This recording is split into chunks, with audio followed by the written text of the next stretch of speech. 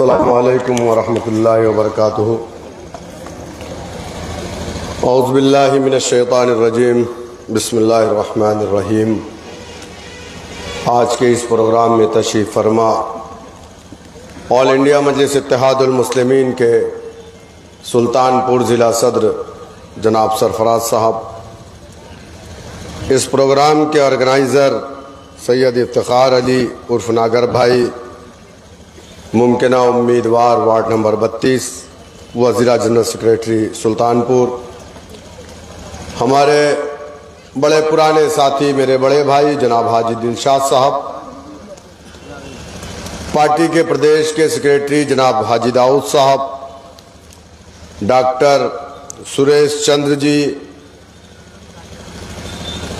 जनाब मजहर हुसैन साहब, जनाब सैयद साहिल साहब, जनाब शेर अली साहब, जनाब अनवर साहब, जनाब सैयद मंसूर अली साहब, जनाब नसरुद्दीन साहब, दिलकश सुल्तानपुरी साहब, यहाँ पर तशरीफ़ फरमा इस इलाके के गयूर नौजवानों, मेरे बुज़ुर्गों, मजलिस इत्तेहादुल मुस्लिमीन के अरकान, ज़िला पंचायत सदस्य, पूर्व ज़िला पंचायत सदस्य,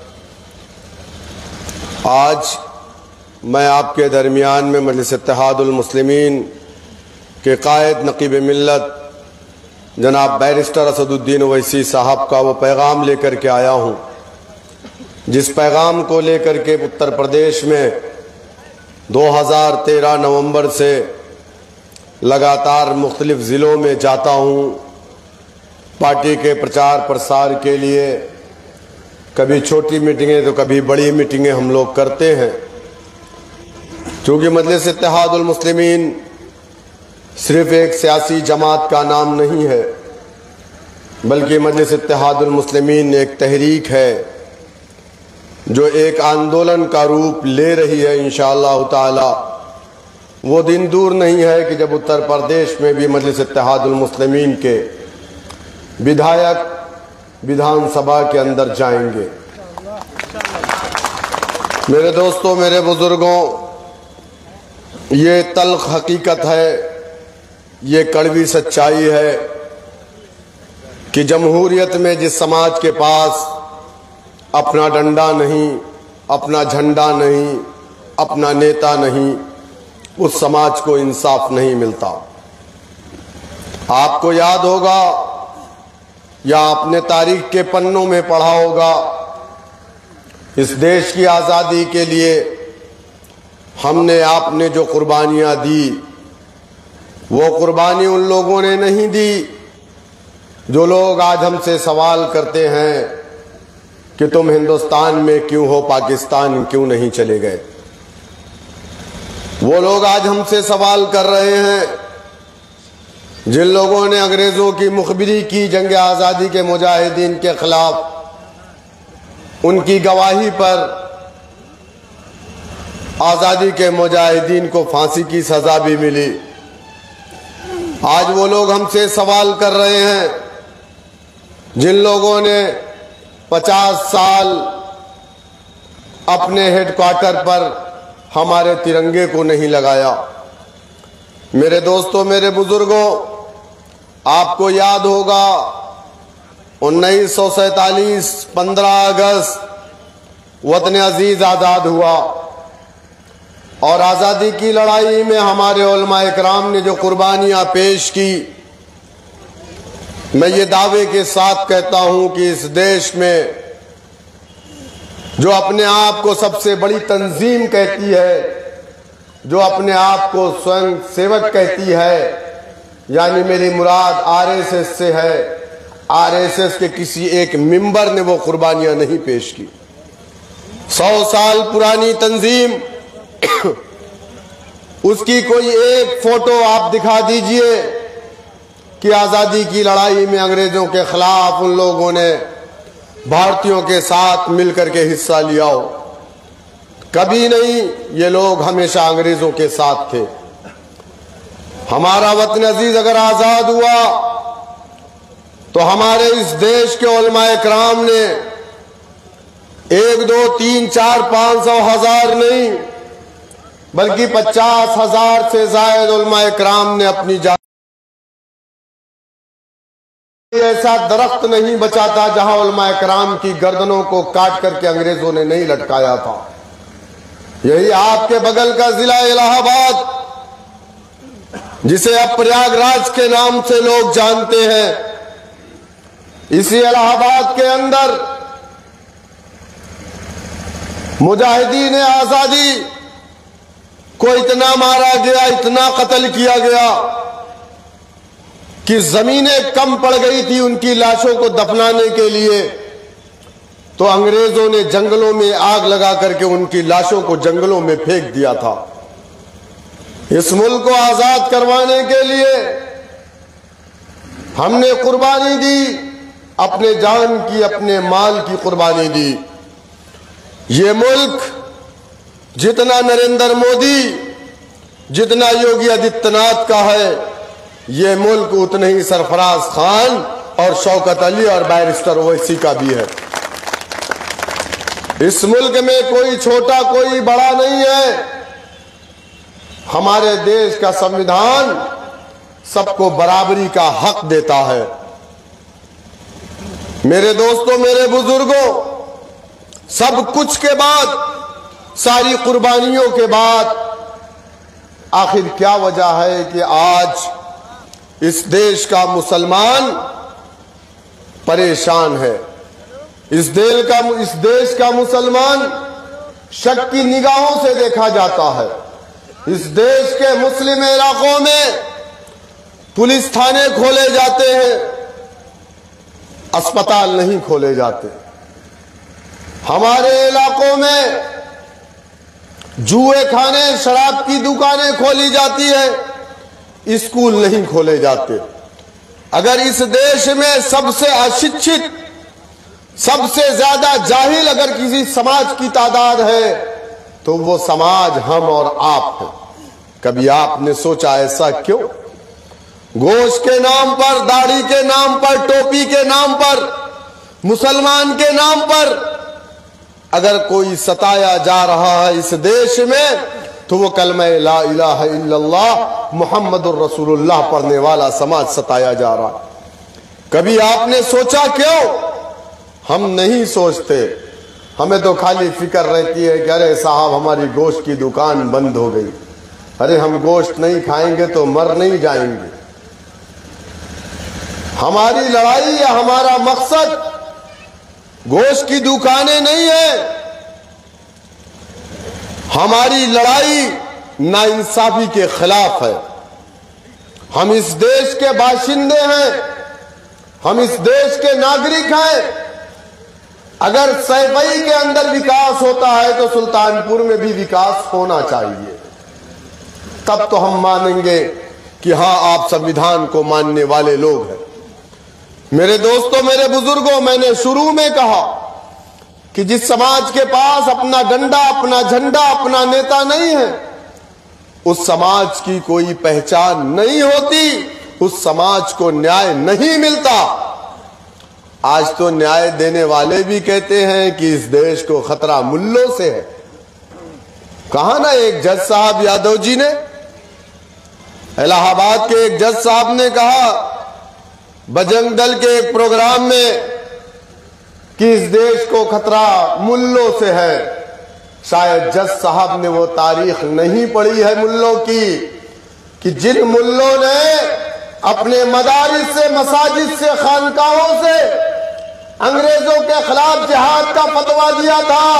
तो जज साहब, आजाद हिंदुस्तान में तुम आज अदलिया के अंदर जज बने हो, वरना तुम गुलाम रहते, तुम्हारा समाज भी गुलाम रहता। आज बार बार एक बात आती है, कहा जाता है जिहाद, जिहाद कानून बना दिए, लव जिहाद।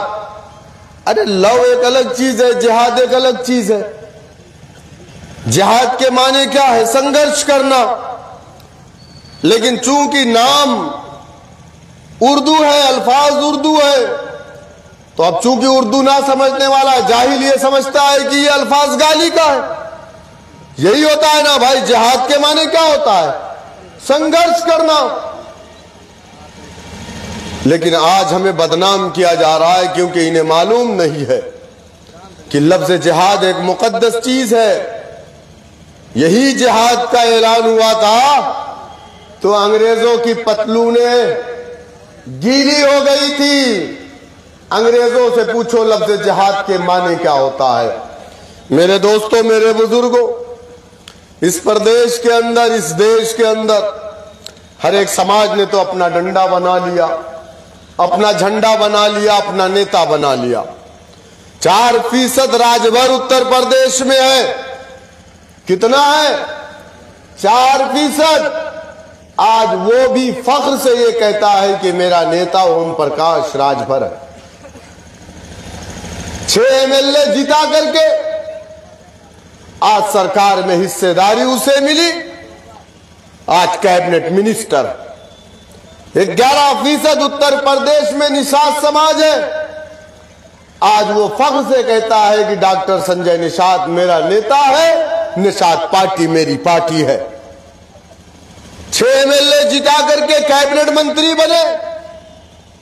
इसी फैजाबाद के अंदर आपने सुना होगा कि एक निषाद की बेटी के साथ रेप हुआ। खां साहब ने रेप तो नहीं किया, लेकिन खां साहब को उजाड़ दिया गया। समाजवादी के नेता थे, याद है ना? लेकिन आप मुझे बताओ, आए दिन आपकी मां बहन बेटियों के साथ रेप होते हैं। आपकी बच्चियों को हिंदू बनाया जाता है, ले जाकर के मठों और मंदिरों में उनके धर्म को परिवर्तन कराया जाता है। आपका कोई नेता बोलने वाला है? कोई नेता है जो खड़ा होता है, ये कहता है कि नहीं, ये मेरे समाज के साथ अन्याय हो रहा है? 23 या 24 MLA मुसलमान समाजवादी पार्टी में है। क्या ये ताहिर खान ने कभी आपकी आवाज उठाई? कभी आपने सुना? नहीं सुना, क्योंकि वो आपके नहीं, समाजवादी पार्टी के नुमाइंदे हैं। अगर इस देश में जुल्म और नाइंसाफी कहीं पर भी होती है, चाहे मुसलमानों के साथ, चाहे दलितों के साथ, अगर कोई आवाज है तो उस आवाज का नाम बैरिस्टर असदुद्दीन ओवैसी साहब। क्या मेरी बात गलत? हम लोग जब बोलते हैं तो यही समाजवादी के मुसलमान चपरासी कहते हैं कि तुम खामोश रहो, तुम्हारे बोलने से बीजेपी को फायदा होता। अब आप बताइए कि जुल्म के खिलाफ खामोश रहने वाला क्या वो जालिम की हिमायत नहीं कर रहा है?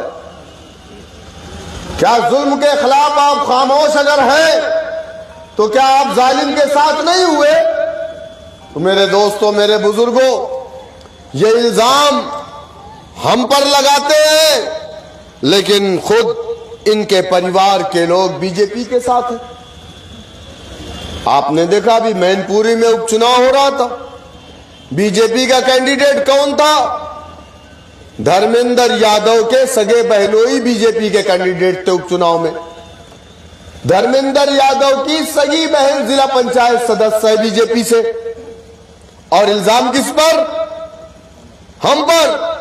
अपर्णा यादव, मुलायम सिंह यादव के छोटे बेटे की बहू बीवी किस पार्टी में है? बीजेपी में है।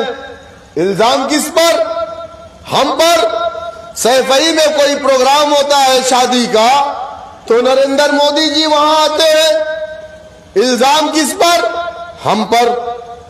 मेरे दोस्तों, मेरे बुजुर्गों, आप इस बात को समझिए, ये हमें बदनाम करने की एक साजिश है और हम हैं सही और गलत को समझ नहीं पाते हैं।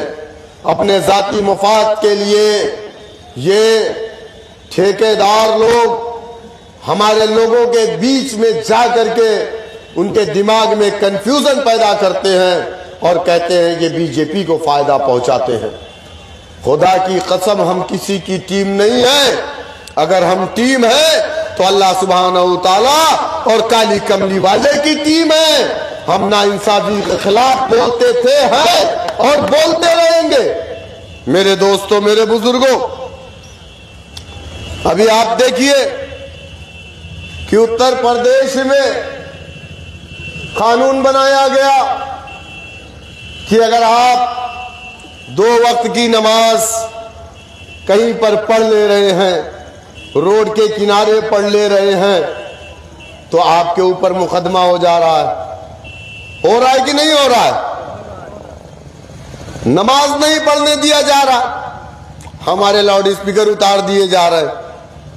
बहुत जगह से मुझे फोन आया कि शौकत साहब हमारी मस्जिद के लाउड स्पीकर उतार दिए गए, कहीं पर बंद करा दिया गया, कहीं स्लो करा दिया गया। हम क्या कर सकते? हमको तो आपने वो ताकत नहीं दी। हम तो एसएचओ साहब से भी फोन करके बोलते हैं तो एसएचओ साहब हमारी बात को नहीं सुनते। हम अगर विधायक होते या एमपी होते तो एसएचओ साहब पर कोई शायद प्रेशर पड़ता। मेरे दोस्तों, मेरे बुजुर्गों,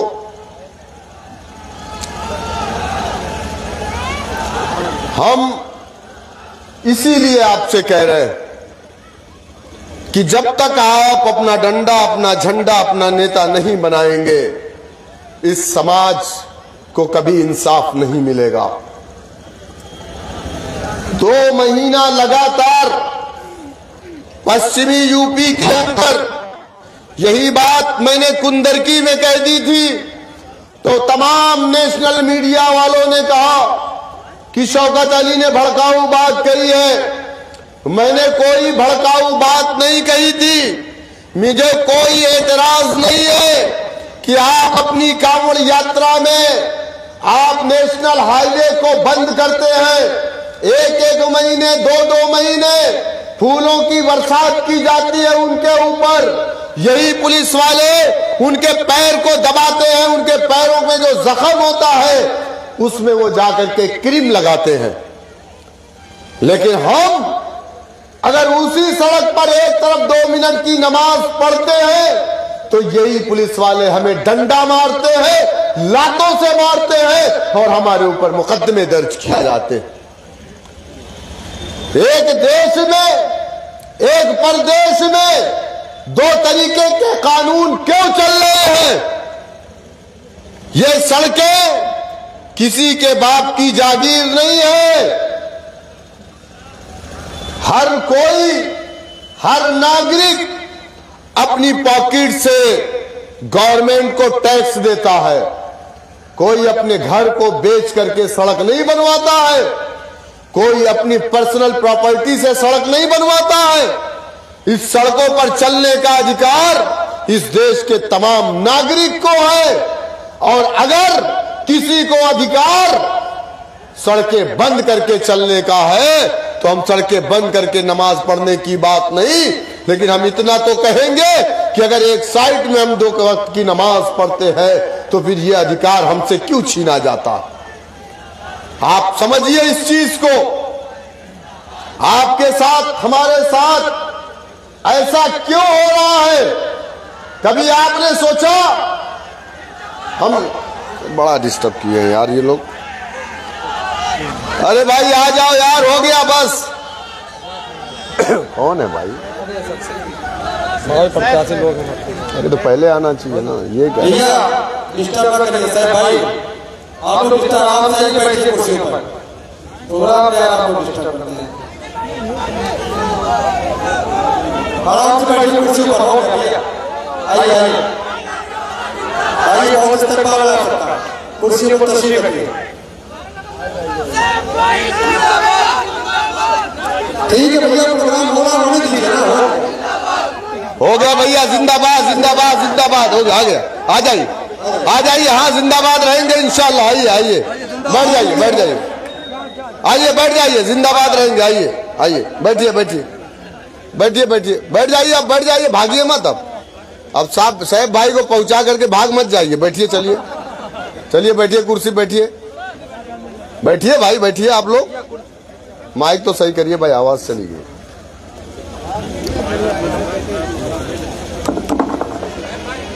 मेरे दोस्तों, मेरे बुजुर्गों, मैं आपसे कह रहा था कि जमहूरियत की सबसे बड़ी ताकत सियासत है। क्या है? अगर एक पुलिस वाला घर पर जाता है, आप किसको फोन करते? मास्टर को करते हैं, प्रोफेसर को करते, या डॉक्टर को करते? किसको करते? आप नेता को फोन करते हैं और वही चीज आप नहीं बन पा रहे हो, वही चीज आप नहीं बन पा रहे हो। राशन की दुकानों पर 5 किलो चावल मिलेगा, 6 किलो मिलेगा, 7 किलो मिलेगा, ये कौन तय करता है? मास्टर, प्रोफेसर, डॉक्टर नहीं, बल्कि ये एक नेता तय करता है कि 5 किलो बटेगा, 6 किलो बटेगा, 7 किलो बटेगा। आपको याद है ना? यार बैठ जाओ ना, आप लोग क्यों डिस्टर्ब कर रहे हैं यार? आपको याद है ना कि रात को 8 बजे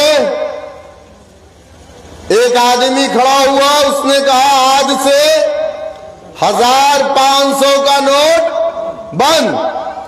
आपकी कमाई का आपकी पॉकेट में रखा हुआ पैसा रद्दी कागज हो गया ना। और वो आदमी कौन था जिसने खुद ये कहा कि मैंने 35 साल भीख मांगी है और स्टेशन पर चाय बेची है। उन्होंने खड़े होकर के क्या कहा? बोले 1500 का नोट बंद। ये ताकत उसे कहां से मिली? किसने दिया? ये ताकत उसे सियासत ने दिया। और इसी सियासत को हमारे बड़ों ने 1947 में आजादी के बाद लखनऊ के अंदर मीटिंग बुला करके रिफाए आम कलब में कहा कि ऐ मेरे देश के मुसलमानों, वतन अजीज आजाद हुआ। इस मुल्क के अंदर 2 सियासी पार्टियां, मुस्लिम लीग, कांग्रेस पार्टी, लेकिन मुस्लिम लीग तुम्हारी पार्टी नहीं है। मुस्लिम लीग के कायदीन तुम्हारे कायद नहीं है। कहा कांग्रेस तुम्हारी पार्टी है, कांग्रेस के नेता तुम्हारे नेता है। हमने लब्बैक कहा, कांग्रेस को अपनी पार्टी माना, उसके डंडे झंडे को अपने कंधों पर रखा, जिंदाबाद के नारे लगाए। 1 साल, 2 साल, 3 साल नहीं, 60 साल तक इस मुल्क का इख्तिदार हमने कांग्रेस पार्टी को दिया। लेकिन आप मुझे बताइए कि 60 साल में मुसलमान कहां पहुंचा? कहां पहुंचा? 1, 2, 3 नहीं, 30,000 से जायद दंगे इस देश के अंदर कांग्रेस पार्टी की हुकूमत में हुए। बाबरी मस्जिद का ताला या बाबरी मस्जिद के अंदर जो मूर्ति रखी गई वो किसके दौरे हुकूमत में रखी गई? बाबरी मस्जिद टूटी तो उस वक्त प्राइम मिनिस्टर कौन था? मेरे दोस्तों, मेरे बुजुर्गों, हमने अपनी कोई पॉलिटिकल पार्टी नहीं बनाई। सच्चर कमेटी क्यों बनी? रंगनाथ मिश्रा कमीशन क्यों बना? कुंटू कमीशन क्यों बना? गोपाल कमीशन क्यों बना? गोपाल महमूदुर रहमान कमेटी क्यों बनी? मुसलमानों के पसमानदगी के पैमाने को नापने के लिए, मुसलमानों के पिछड़ेपन को नापने के लिए तमाम के तमाम कमेटियों ने रिपोर्ट दिया कि मुसलमान इस देश के अंदर दलित से बदतर जिंदगी गुजार रहा है। क्यों? कभी हमने आपने सोचा? हर समाज तो आगे बढ़ गया ना। हमने अपनी पार्टी तो नहीं बनाई ना। हमने कांग्रेस को अपनी पार्टी बनाया ना। हमने नेहरू को अपना नेता माना, हमने इंदिरा को अपना नेता माना, हमने राजीव को अपना नेता माना। तो जब हमारी आपकी पार्टी कांग्रेस पार्टी थी, तो अगर पिछड़ा समाज आगे बढ़ रहा है, अगर अगला समाज आगे बढ़ रहा है, तो ये मुसलमान क्यों पिछड़ रहा? हत्ता कि दलित भी हमसे आगे है, हम उससे पीछे। कभी आपने सोचा? इसी नाइंसाफी के खिलाफ मजलिस इत्तेहादुल मुस्लिमीन आपके दरमियान में आई है, क्योंकि सियासत ही वो वाहिद रास्ता है जिस रास्ते के जरिए से आप इंसाफ पा सकते हैं, वरना कोई दूसरा रास्ता नहीं है। जमहूरियत है हमारे देश के अंदर, और जमहूरियत में आपको हथियार उठाने की इजाजत नहीं है। हमारे देश में संविधान है, कानून है, और उस संविधान, उस कानून को अगर सबसे ज्यादा कोई मानता है तो वो मुसलमान मानता है। तो हम कानूनी तरीके से, संवैधानिक तरीके से अगर अपनी लड़ाई लड़ना चाहते हैं तो फिर हमें आना पड़ेगा मान्यवर काशीराम के रास्ते पर। क्या कहा था मान्यवर काशीराम ने अपने समाज के लोगों से? आज तो हमारे साथ कम है, हमारी दाढ़ी नोची जाती है, हमारी लिंचिंग हो जाती है, गोश्त के नाम पे मारा जाता है, मसाजिद को तोड़ दिया जाता है। अभी एक कोई मॉडल है, साध्वी इलाहाबाद के अंदर गई है, पहले मॉडलिंग करती थी, तो वो कह रही है जहां जहां खुदा है वहां खुदेगा। आप अपनी खैर मनाओ, आप बच करके रहो, जहां पर गई है एहतियात करिए। मेरे दोस्तों, मेरे बुजुर्गों, हमें और आपको अगर मजबूत तरीके से न्याय की जरूरत होगी तो फिर मान्यवर काशीराम की बात मैं आपके सामने रख रहा हूं। आज हमारे साथ जो जुल्म, जो ज्यादती, जो अन्याय, जो अत्याचार हो रहा है, इससे ज्यादा जुल्म आजाद भारत में इस देश में दलितों के साथ हुआ। क्या ये बात सच नहीं है? आज से 20 से 25 साल पहले यही दलित समाज था जिनकी बच्चियों के साथ रेप हो जाता था, पुलिस FIR नहीं लिखती थी।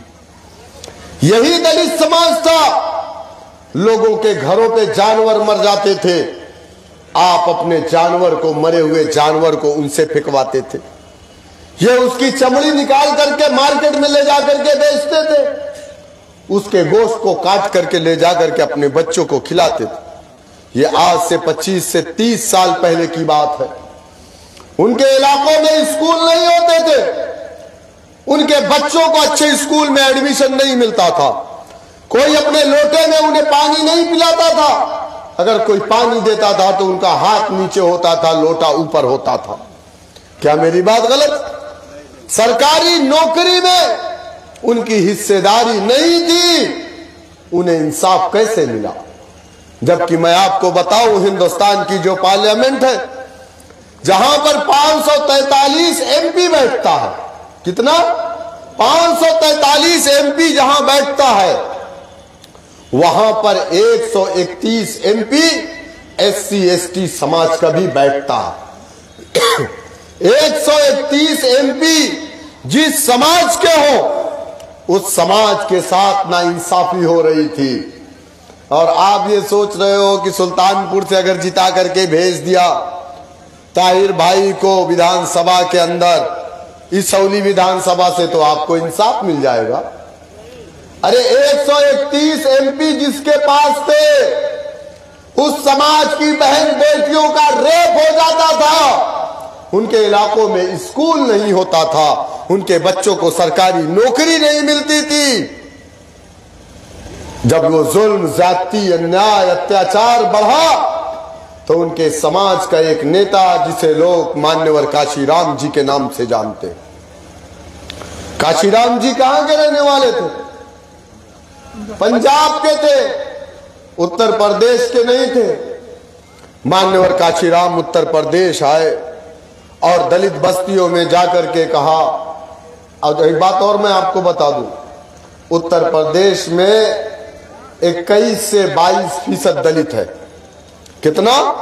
21 से 22% दलित है, लेकिन 21-22% दलितों में 16 जातियां हैं, लेकिन 11% वो दलित जिसका ताल्लुक मान्यवर काशीराम, बहन कुमारी मायावती के समाज से है, वो 11% है, जिसे मंदिरों में जाने की इजाजत नहीं है।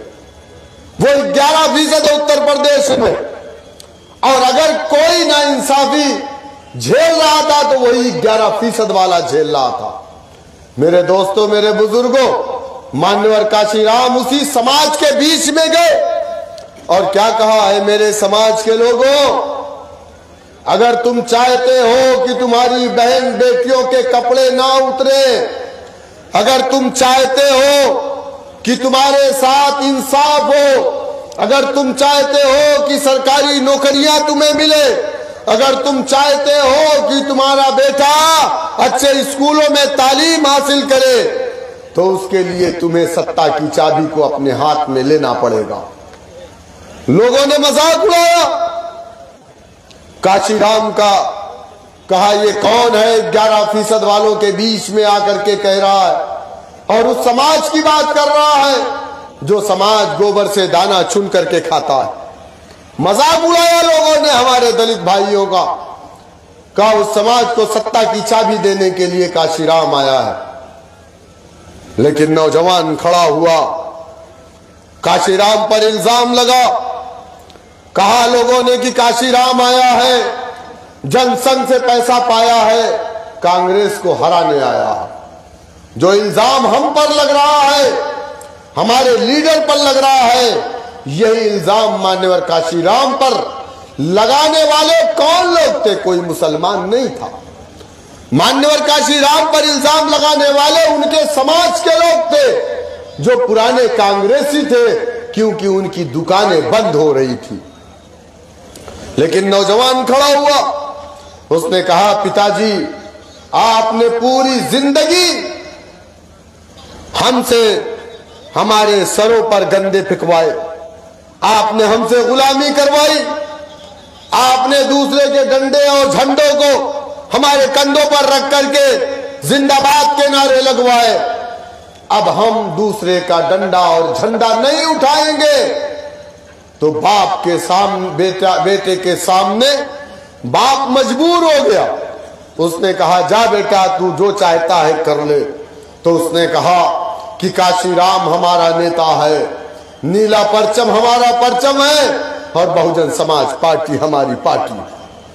जब 11% यूनाइट हुआ तो उसने अगर मगर लेकिन नहीं देखा, वो यूनाइट होकर के अपनी पार्टी को वोट डाला। कहीं से 10,000, कहीं से 15,000, कहीं से 20,000 वोट जब मिला तो दूसरी पार्टी के लोगों ने दौड़ करके मान्यवर काशीराम के पास गए और कहा हम आपसे समझौता करने को तैयार। काशीराम ने कहा ठीक है मैं गठबंधन करने को तैयार हूं, लेकिन गठबंधन काशीराम की शर्तों पर होगा। तो आपने देखा कि 1993 में जो गठबंधन हुआ उसमें पहला चीफ मिनिस्टर कौन बना था? महज 9 सालों में उस 11% वालों ने अपने इत्तेहाद की ताकत से ये बता दिया कि नहीं, दबा कुचला समाज भी इस मुल्क की, इस प्रदेश की बागडोर को अपने हाथ में ले सकता है। और एक चीज मैं आपको बता दूं कि जब बहुजन समाज पार्टी की हुकूमत बनी उत्तर प्रदेश में, उनके इलाकों में अच्छे स्कूल खुले कि नहीं खुले? उनके इलाकों में अस्पताल खुले कि नहीं खुले? उनके बच्चे को सरकारी नौकरी मिली कि नहीं मिली? आप मुझे बताओ, होमगार्ड से लेकर के डीजीपी तक क्या इस प्रदेश के अंदर दलित का बेटा नहीं बना? क्या कोई ऐसा थाना उत्तर प्रदेश में है जिस थाने के अंदर दलित समाज का बेटा ना हो और उसके बदन पर खाकी वर्दी ना हो? आप बताइए मुझे। लेकिन आपका बेटा कहां है? आपका बेटा उसी थाने में है, लेकिन कुर्सी पर नहीं है, उसके बदन पर खाकी वर्दी नहीं है, बल्कि उस थाने की हवालात में आपका बेटा है। 20% उत्तर प्रदेश में हमारी आबादी है, 27% जेल की सलाखों में हमारी आबादी है। ये नाइंसाफी नहीं है तो क्या है? हम इसके खिलाफ अगर बोलते हैं तो लोग कहते हैं कि तुम खामोश रहो, तुम बीजेपी की बी टीम हो। मेरे दोस्तों, मेरे बुजुर्गों,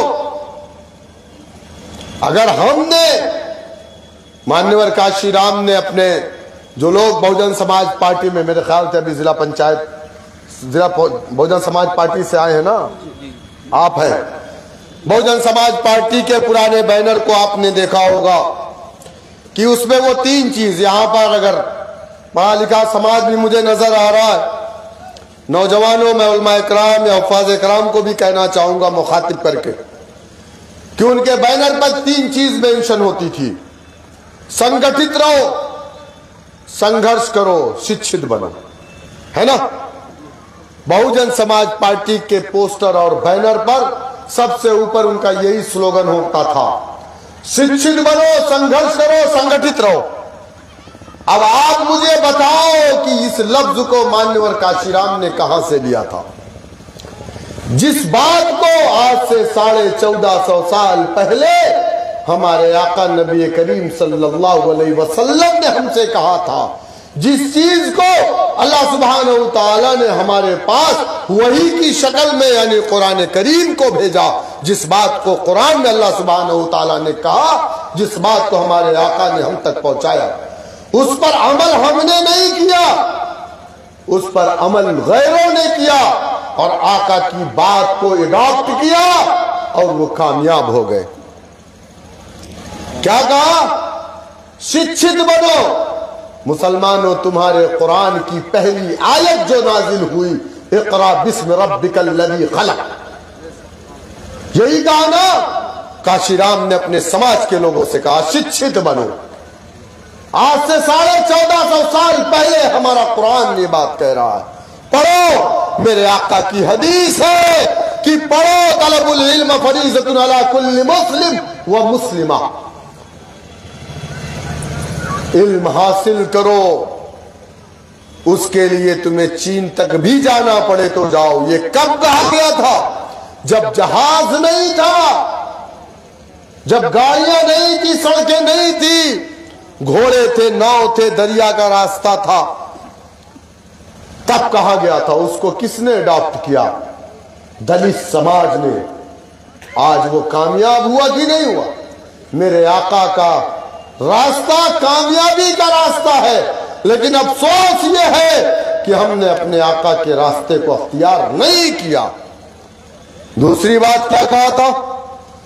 संगठित रहो। संगठित रहने का मतलब क्या? मुत्तहिद रहो। हम लोग भी बार बार कहते हैं, कुरान ने कहा वातसिमू बिहब्लिल्लाहि जमीअन वला तफर्रकू। कुरान ने कहा कि ऐ ईमान वालो, अल्लाह की रस्सी को मजबूती से पकड़ लो, आपस में फूट ना डालो, मुंतशिर ना हो। किसने अडॉप्ट किया? किसने इस पर अमल किया? हमने नहीं किया। मान्यवर काशीराम ने अपने समाज के लोगों से कहा और उनके समाज के लोगों ने इस पर अमल किया। तीसरी बात क्या कहा? संघर्ष करो। बगैर संघर्ष के कोई चीज आप हासिल नहीं कर सकते, जिसके बारे में आज बीजेपी, आरएसएस, बजरंग दल, हिंदुत्व की तंजीमें कहती है जिहाद जिहाद जिहाद। जिहाद के हिंदी में अगर हम तर्जुमा करेंगे तो उसके माने होता है संघर्ष करो। बगैर संघर्ष के आप कुछ भी हासिल नहीं कर सकते। मेरे दोस्तों, मेरे बुजुर्गों, इस चीज को किसने अपनी जिंदगी में, अमली जिंदगी में लिया? हमने नहीं लिया। हमने तो जिंदाबाद के नारे लगाए, वहां बिरयानी मिली वहां खा लिए, वहां बिरयानी मिली वहां खा लिए, 500 रुपया मिला वोट दे दिए, बिरादरी के नाम पर बहक गए। मेरे दोस्तों, मेरे बुजुर्गों, अभी तो हालात कुछ हद तक ठीक है, लेकिन आने वाला कल बहुत बेहतर नहीं दिखता। अगर कोई ये समझ रहा है कि बीजेपी कहीं से कमजोर हुई है, तो मुझे तो नहीं लगता है कि बीजेपी कमजोर हुई है। 2024 का जो इलेक्शन था, संविधान के नाम पर इन लोगों को वोट मिला। मुसलमानों ने 90% वोट डाला, दलितों ने वोट डाला। लेकिन अगर आप रेशियो देखेंगे उत्तर प्रदेश का, तो 2022 के चुनाव में उत्तर प्रदेश में बीजेपी को जितना वोट मिला था, उससे सिर्फ 0.7% कम मिला। कितना? 1% भी नहीं, 0.7 कम मिला है। तो समझो आप इस बात को। मेरे दोस्तों, मेरे बुजुर्गों, आप जितेंद्र और महेंद्र के झगड़े में दीवाने मत बनो। वो दोनों तो खालाजाद भाई है, उनकी तो इबादत गाह एक है। उनका तो खुदा एक है, लेकिन उस लड़ाई में जब आप पड़ते हो ना तो फिर आपका नुकसान होता है, उनका तो नुकसान नहीं होता। क्या मेरी बात सही है या गलत है? आप बताओ मुझे, हम क्यों उसमें कूद जाते हैं? डॉक्टर मन्नान साहब जो कि इस पार्टी के सदर थे, हमारी पार्टी में आए, उन्होंने कहा मैं चुनाव लड़ूंगा उतरौला से। बैरिस्टर साहब ने उनको टिकट दिया, चुनाव लड़ रहे थे। हमारे बिहार के प्रदेश अध्यक्ष, हमारे विधायक अख्तरुल ईमान साहब वगैरह सारे लोग थे। कुछ एमएलए हमारे हैदराबाद के भी आए थे उनके चुनाव प्रचार में, कुछ कारपोरेटर भी आए थे, पार्टी के तमाम लोग थे। तो उन लोगों ने मुझसे कहा, जब हम ओवैसी साहब दोनों लोग गए जनसभा के लिए, तो वहां पर हम लोगों से कहा अख्तरुल ईमान साहब ने कि शौकत साहब, उतरौला की विधानसभा की सीट आप जीत रहे। संगठन के लोगों ने कहा कि सर, हर गांव से लोग वोट डाल रहे हैं पतंग को, बच्चा बच्चा, घर की औरतें, मर्द, हर कोई कह रहा है कि इस बार हम लोग ओवैसी साहब को वोट डालेंगे।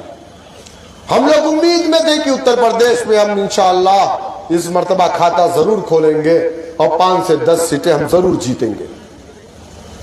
जब रिजल्ट आया तो 12,000 वोट डॉक्टर मन्नान साहब को। उसके पहले लड़े थे 42,000 वोट पाए थे, और बाद में लड़े 5 साल बाद तो ज्यादा मिलना चाहिए, बल्कि 12,000 वोट। हमने डॉक्टर साहब से मुलाकात की, जब हम लोगों ने समीक्षा मीटिंग की, तो समीक्षा मीटिंग में निकल करके जो आया, मैं किसी पर इल्जाम नहीं लगा रहा हूं, मैं आपके दरमियान में वो बात कह रहा हूं, जिन लोगों ने ये काम किया है वो खुद महसूस कर लेंगे किया। बोले जब चुनाव प्रचार रुका, आखिरी की जो 2 रात होती है, उस रात में पता नहीं कहां से बड़े बड़े दाढ़ी वाले, टोपी वाले मौलाना लाए गए, बड़ी बड़ी गाड़ियों में थे, और जाकर के कहा कि देखिए ओवैसी साहब तो बड़े अच्छे आदमी हैं, हम लोग भी जानते हैं, हम भी एमआईएम को चाहते हैं, हम भी चाहते हैं एमआईएम कामयाब हो, लेकिन इस बार बाबा को रोकना। क्या कहा? इस बार बाबा को रोकना है, इसलिए हिकमत अमली ये है कि समाजवादी पार्टी को वोट डालना। अब हमारा समाज आज भी अल्हम्दुलिल्लाह उलमा इकराम अगर ऐलान करते हैं कि चांद हो गया तो हम मौलाना से पूछने नहीं जाते, उनका ऐलान सुन लेते हैं तो हम सुबह ईद मनाते हैं। अब वो कहां के थे? समाजवादी पार्टी ने उनको कपड़े पहना करके भेजा था। अब जा करके उन लोगों ने कहा हिकमत अमली का तकाजा ये है कि इस बार हमको समाजवादी को वोट डालना है और बाबा को मुख्यमंत्री बनने से रोकना। इलेक्शन खत्म हुआ, बाबा तो फिर मुख्यमंत्री बने, पूर्ण बहुमत की सरकार बनी, रिपोर्ट हुई, उनकी भी समीक्षा मीटिंग हुई बीजेपी वालों की। पूछा कि क्या हुआ, हमें वोट कम क्यों, सीटें हमारी कम क्यों आई और समाजवादी की सीटें इतनी ज्यादा क्यों बढ़ी? तो बताया कि साहब आखिरी 2 रात में दाढ़ी और टोपी वाले घूम घूम करके ये कह रहे थे कि बाबा को रोकना है, बाबा को हराना। पूछे ये करते क्या है? बोले मदरसा चलाते हैं। हजारों मदरसे बंद हो गए, हजारों मदरसे बंद हो गए। बोले मदरसों को नोटिस भेजो। पहले मदारिस को टारगेट किया गया, फिर मसाजिद को टारगेट किया गया, अब हमारी वक्त की जमीनों को टारगेट किया जा रहा है। ये क्यों हो रहा है? क्योंकि जितेंद्र और महेंद्र के झगड़ों में अब्दुल दीवाना होता है, तो वो जितेंद्र महेंद्र बैठ करके साथ में चाय पीते हैं, लेकिन नुकसान अगर कोई उठाता है तो अब्दुल उठाता है। और जब अब्दुल का नुकसान होता है तो न जितेंद्र बोलता है, न महेंद्र बोलता है, और न जितेंद्र के साथ नारा लगाने वाला अब्दुल बोलता। क्या मेरी बात गलत है? क्या ऐसा नहीं हुआ है?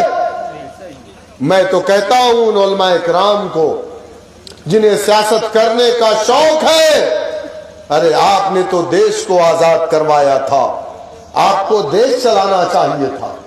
आप देश चलाते तो आज इस देश में भ्रष्टाचार न होता। आप देश चलाते तो इस देश में किसी के साथ नाइंसाफी नहीं होती। लेकिन आपने इस देश को बेईमानों के हवाले करके अपने मदारिस और अपने मकातिब में चले गए। यही वजह है कि आज इस देश के अंदर भ्रष्टाचार चरम सीमा पर है। आज इस देश के अंदर नाइंसाफी हो रही है। आज इस देश के अंदर संविधान को ताक पर रख दिया गया है, संविधान की बात नहीं हो रही। अगर बात संविधान की होती तो एक वर्दी में पुलिस वाला अपने हाथ में गदा लेकर के शादियों की यात्रा में ना होता।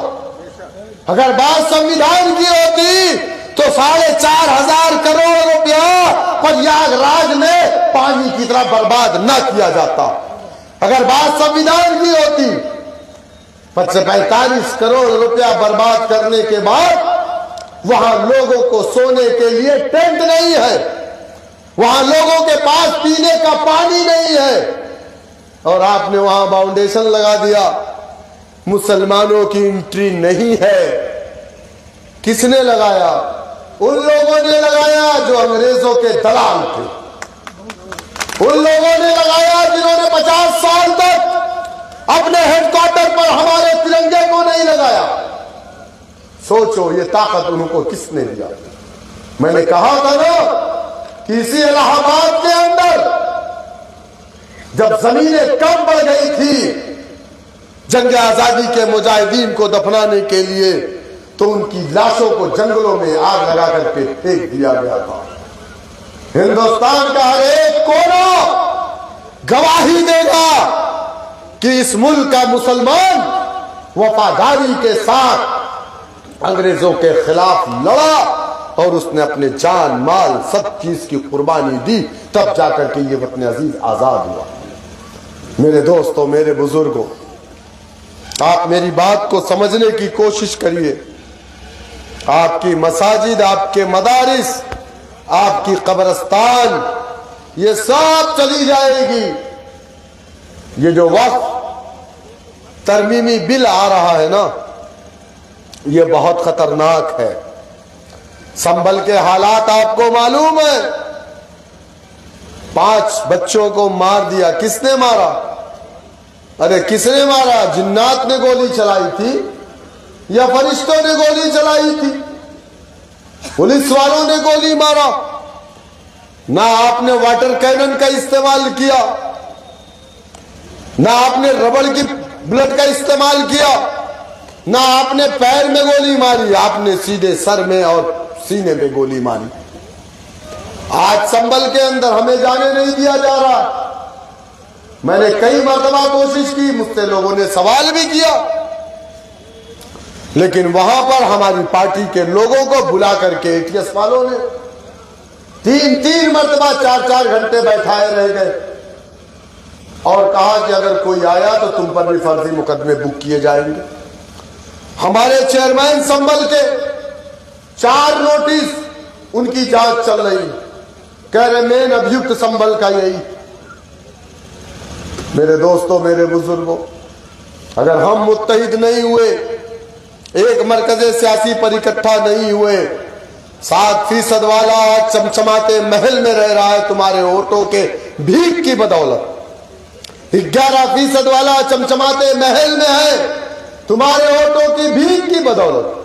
4% वाला चमचमाते हुए महल में है तुम्हारे वोटों की भीख की बदौलत। और 20% वाला आज उसकी इज्जत महफूज नहीं है, बहन बेटियां महफूज नहीं है, इबादत खाने महफूज नहीं है, मदारिस मसाजिद महफूज नहीं है। इसलिए मैं आपसे कह रहा हूं कि इस देश की सबसे बड़ी अगर कोई ताकत है तो उस ताकत का नाम सियासत है। सियासत है और सिर्फ सियासत है।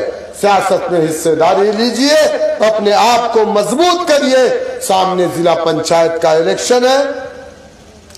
पिछली बार आपने अपनी मोहब्बतों से नवाजा था, हमारे जिला पंचायत जीत करके आए, लेकिन मुझे अफसोस हुआ कि वो लोग पार्टी की गाइडलाइन से हट करके गए। माफी मांगा उन लोगों ने, पार्टी में वापसी कराई गई, लेकिन आइंदा जो भी फैसला पार्टी करेगी, अभी किसी का भी कोई टिकट अनाउंस नहीं किया गया है। पार्टी फैसला करेगी, जो कमेटी टिकट वितरण कमेटी बनाई जाएगी, जो कमेटी फैसला करेगी उसी को माना जाएगा। अभी पार्टी का कोई उम्मीदवार घोषित नहीं किया गया। हम ये देखेंगे कि कौन समाज के लिए कितना वफादार है, किसने समाज के लिए कितना काम किया है। हम इस मर्तबा अगर 20 सीट नहीं लड़े, 10 लड़ेंगे तो 9 जीतने की कोशिश करेंगे इंशाअल्लाह। इस बार हमारा जीत का रेशियो, हमारा परसेंटेज ज्यादा होना चाहिए। हम बेहतर उम्मीदवार को टिकट देंगे। उसके लिए मैं पार्टी के तमाम संगठन के लोगों से भी कहना चाहूंगा, किसी एक को लेकर के आप लोग सेलेक्टिव मत होइएगा। आप अगर पार्टी के वफादार हैं तो आप पार्टी के फैसले को कबूल करिएगा। अगर आप पार्टी के वफादार हैं तो पार्टी के परचम के साथ, ना कि कोई पार्टी छोड़ के जा रहा है तो तुम उसके पुछलग्गू बन करके चले जाओ। खुदा की कसम, उसका तो भला हो जाएगा, लेकिन तुम्हें बैठने के लिए कुर्सियां नहीं मिलेगी। एक साहब थे, सुल्तानपुर से चुनाव लड़ाया गया। बैरिस्टर साहब की 2 बार जनसभा मैंने करवाया, हेलीकॉप्टर से लेकर के आए। 1 घंटे का हेलीकॉप्टर का 3.5 लाख रुपया एक दिन का देना पड़ता। 1 घंटे का 1,25,000 उस वक्त था। उड़ना, आना जाना, लैंडिंग, सारी चीजों का पैसा, और उसके बाद अलग अलग पायलट का इनका जोड़ करके जो जाता।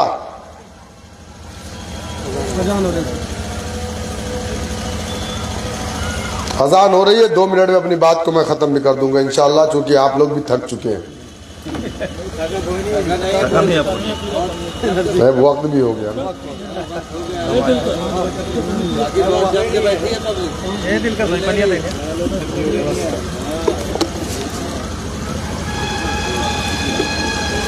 बहुत अच्छा नौजवान बहुत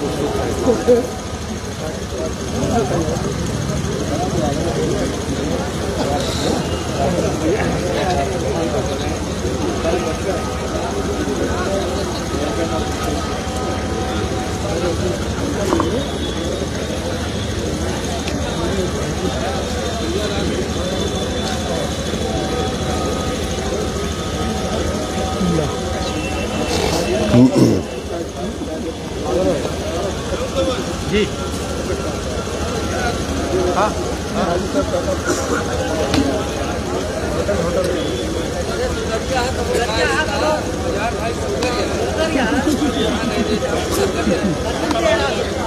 रही है ना, नहीं चली जा।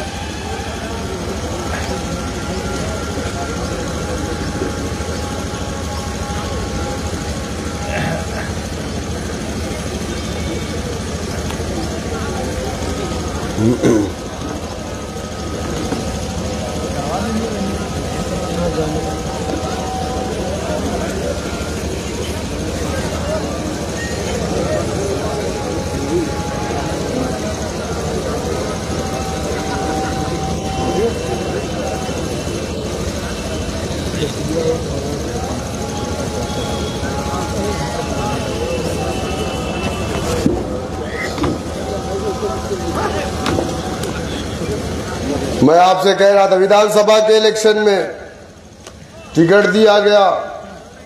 भाई अब जब जिसको टिकट देंगे, हेलीकॉप्टर से आप जब जनसभा कराएंगे तो शौकत अपना घर थोड़ी बेच करके किसी को चुनाव लड़ाएंगे।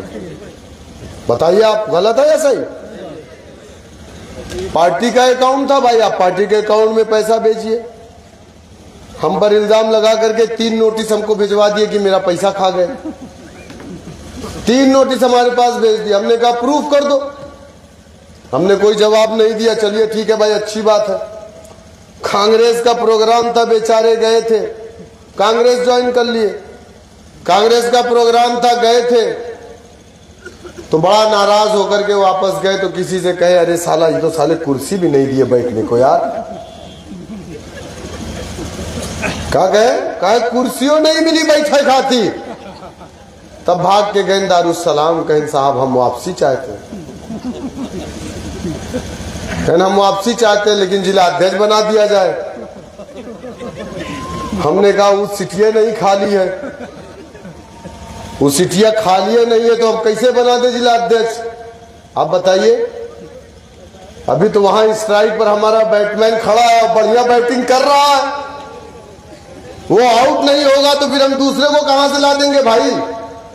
आइए, संघर्ष करिए, पार्टी ज्वाइन करिए, दरवाजा खुला है। ना हमने भगाया था ना हम बुलाएंगे। आप आना चाहते हैं तो आ जाइए। आपका घर है, वही इज्जत वही वकार इंशाल्लाह मिलेगा। दूसरों के घरों में मुझे मालूम है तुम्हें अगर कुर्सी भी मिल जाएगी इलेक्शन के वक्त में तो कुछ दिन के लिए, कुछ वक्त के लिए तुमको इस्तेमाल करने के लिए, जिस तरीके से उसको इस्तेमाल करके फेंकते हैं, बस उतना ही इस्तेमाल करके तुमको फेंक देंगे। लेकिन यहां आइए, आपका स्टेज है, कुर्सी पे बैठाया जाएगा, वही इज्जत मिलेगी इंशाअल्लाह ताला, क्योंकि हम लोग दिल में कोई बात नहीं रखते हैं। आप गए थे अपनी मर्जी से, आइए अपनी मर्जी से। कंडीशन की बात है तो कोई और स्वीकार नहीं की जाएगी। मेरे दोस्तों, मेरे बुजुर्गों, मेरी आपसे गुजारिश है कि मजलिस इत्तेहादुल मुस्लिमीन का साथ दीजिए, परचम से जुड़िए, बैरिस्टर असदुद्दीन ओवैसी साहब के हाथों को मजबूत करिए। बहुत बहुत शुक्रिया। अस्सलाम वालेकुम रहमतुल्लाहि व बरकातहू।